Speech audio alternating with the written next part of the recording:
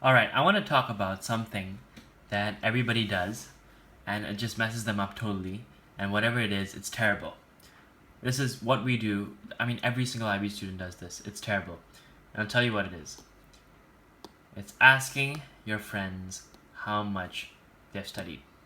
Alright, let me tell you, the answer to this question is never helpful to you in any way. Right? There are only two things that you find out. It's either your friends have studied more than you or your friends have studied less than you. And if they studied more than you, what's the first thing you feel? Extremely demotivated, right? Oh, I'm an idiot. I haven't studied as much as them. I'll never be able to catch up to them. And then you just kind of get into this demotivation spiral. But even if you find out that they study less than you, it kind of leads to like a false sense of entitlement that, okay, I'm doing enough, or it just never works out for you. Now what do I mean by this? All right, you need to remember this one truth, and this is something I needed to remember when I was studying in IB. How much your friends study or what they tell you, the amount that they've already studied, is never what it seems. All right, they may tell you, oh, I've studied 3 chapters, or they may tell you, oh, I've only done one past paper. Trust me, it's never what it seems. All right, there are two types of people. There are friends who over exaggerate how much they study, and there are friends who understate how much they study. So, about the people who over exaggerate the amount they study, let me tell you something about these people. The way they talk is kind of like BS, right? And it's sad because when you listen to this BS, you think that they've actually done a lot, and it kind of just makes you demotivated and you just don't want to study. And let me tell you why you shouldn't believe when your friends say, oh, I've studied this much, I've studied this much. All right.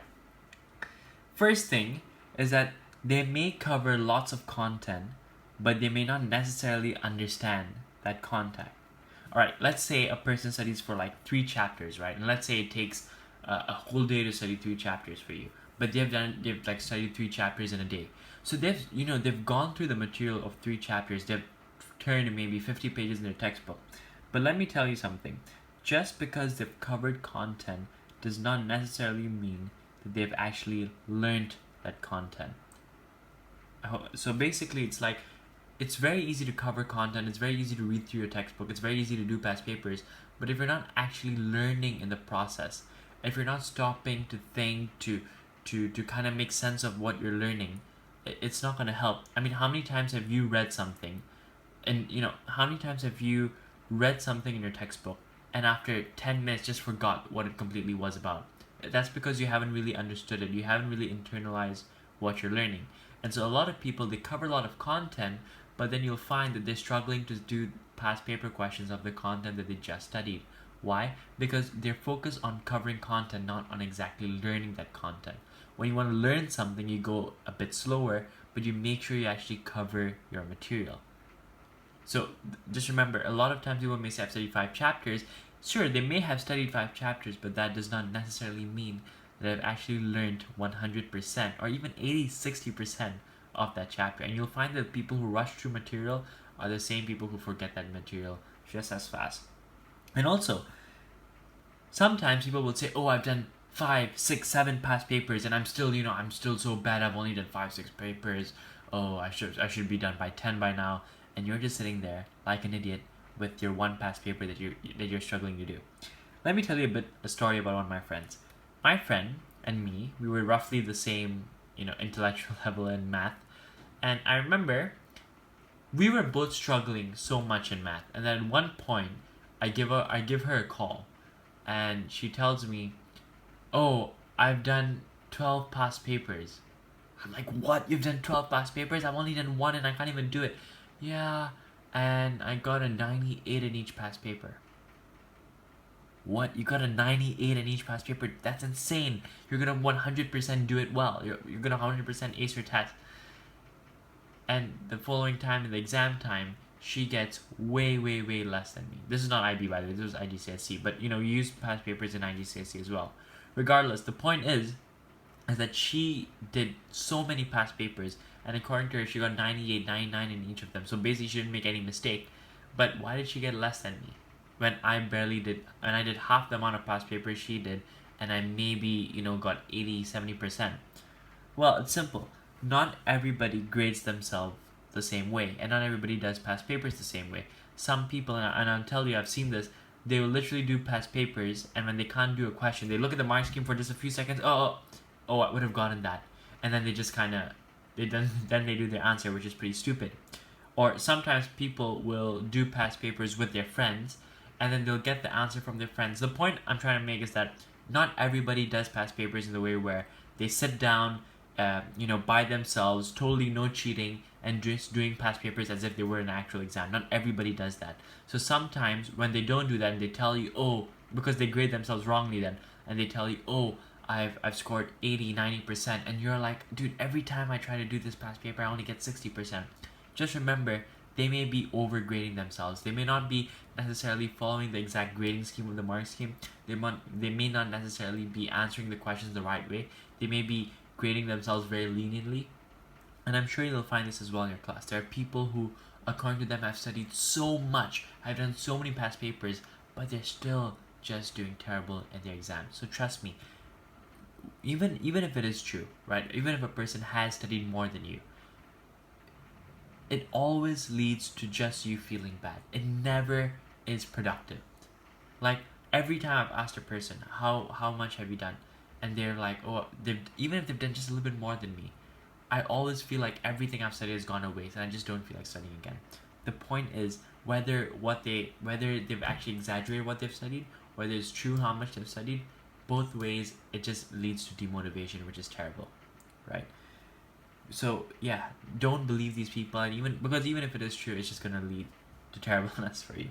All right, next thing I want to talk about. My Apple Pen died. Perfect. There are people who understate what they do, right? This is pretty stupid, but some people, and I've seen this because I had friends who were like this, some people never tell you how much they've actually studied. So they may study 5 chapters, but they say, oh, I've only studied 2 chapters. So, and it's pretty stupid. From what I understand, the reason people do this is that they don't want others to study as much as them. Like, if they say, oh, I've only done 2 chapters, then other people will follow and only do 2 chapters, and they will get better than their friends. Which is pretty stupid, because, yeah, it's just some psychological manipulation. But I've actually seen people do this. And also, let me tell you, there are sometimes people, they understate what they do because they feel that, this is pretty stupid, but they'll feel like this, that if I tell everybody I study so much and I still don't get good marks, that means I'm pretty stupid. So it's better I tell people that I study less, and if I get less, nobody really expects that much from me. I mean, there are more people who over-exaggerate how much they do than people who understate. But I'm just saying that there are people who understate what they do. There are people who purposely don't tell others how much they've studied. And there are, because they don't want others to study. And there are people who do that because they don't want people to have high expectations of them. So usually the effect, like, let's say you call up your friend, they're like, oh, I've only studied 2 chapters, and you've, let's say, studied 5 chapters. Usually the effect on you is that you feel, wow, I've done 5 chapters, wow, I'm actually doing pretty good. And a lot of times you'll find that the pace or the intensity at which you're studying decreases quite a bit. And that's pretty bad, because if you're doing well and you're studying, and suddenly you just have to call the wrong idiot who says, oh, I'm studying less, and then you just kind of reduce your studying, well, it's not really helpful for you. And also sometimes they may have these stupid practices that you may adopt, like they may say, oh, I'm going to study these 10 chapters, but I'm going to skip these parts because they never come in tests. And then you're like, hey, that's a good idea. So I'm also going to skip these parts because they never come in tests. And then that exact same part will come in your test. And the reason I know this is because when I studied economics HL, everybody, like, there was this small box in our textbook that everybody skipped. But I read it, and that's exactly what came out of the exam.